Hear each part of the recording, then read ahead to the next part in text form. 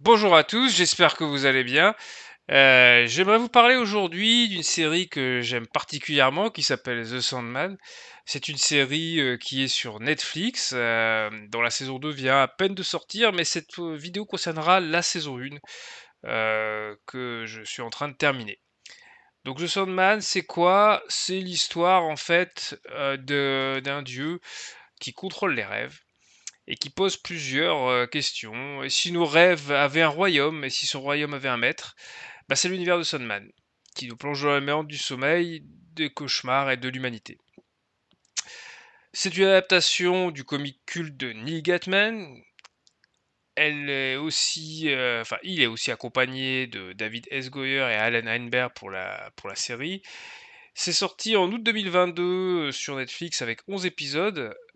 Et la saison 2 vient d'arriver, je crois, il y a un mois sur Netflix. Donc en juin-juillet 2025. Donc l'univers, tout d'abord, l'univers est onirique, gothique, voire métaphysique.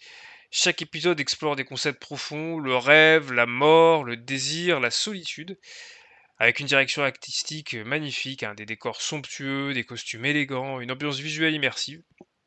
L'esthétique rappelle aussi American Gods, pour ceux qui ont connu, donc c'est une série Amazon Prime, voilà, qui traitait aussi l'univers des dieux, mais avec une touche plus sombre.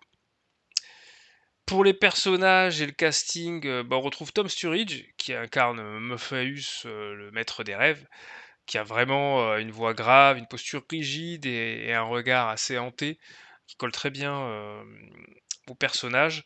Il faut savoir, qu'il a perdu à peu près 10 kilos, je crois, pour, faire ce rôle, donc il a travaillé son corps, fait de la muscu et cetera pour, avoir une attitude un peu, plus émincée. On a Jenna Coleman ensuite qui est en Joanna Constantine, qui est cynique et tourmentée, donc qui est une version féminine de John Constantine. On a Kirby Howell Baptiste en Def, donc la mort, qui est assez douce, philosophique, et des épisodes qui sont assez marrants avec elle. Et puis on a Boy Holbrook en corinthien, donc qui est un peu le méchant de la série, qui est charismatique et assez glaçant.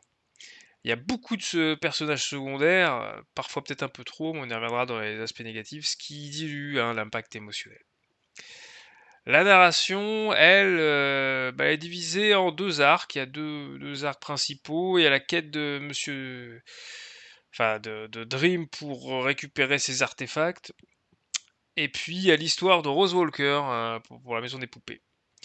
Le rythme est quand même assez inégal. Il y a beaucoup d'épisodes qui sont contemplatifs et narratifs. Mais avec parfois une lenteur qui est un peu exagérée. La série enfin alterne avec bah, un aspect feuilleton, donc on suit d'un épisode à l'autre ce qui se passe, avec des rebondissements, etc. sur l'histoire, mais aussi des épisodes un peu spin-off, hein, qui peut dérouter un peu.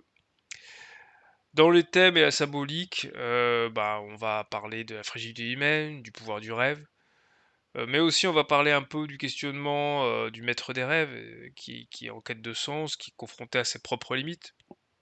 Il essaye de comprendre les humains un peu plus que ce qu'il y avait au début de la série.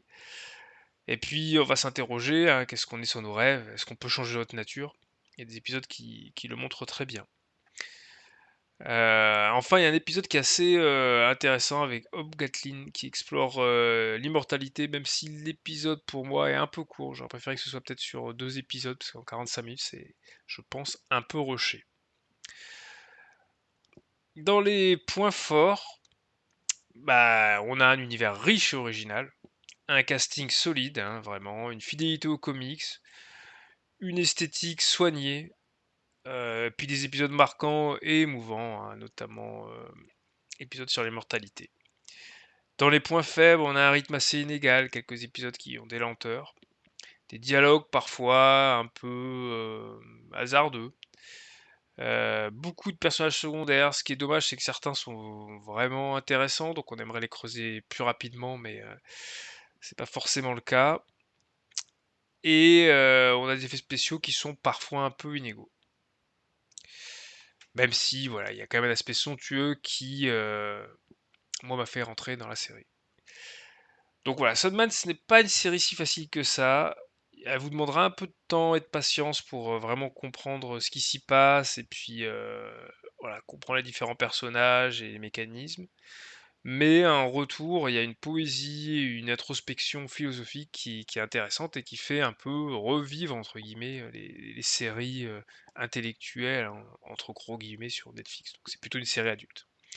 Voilà, moi je mettrais, si j'avais une note à donner, hein, je mettrais plutôt un 8 sur 10 parce que c'est vraiment des ambiances et des types de séries qui m'intéressent beaucoup, avec, voilà, des ambitions qui sont assumées et bien portées. Voilà ce que j'avais à dire sur la première saison. Je pense que je ferai un épisode sur la seconde saison, prochainement quand je l'aurai vue.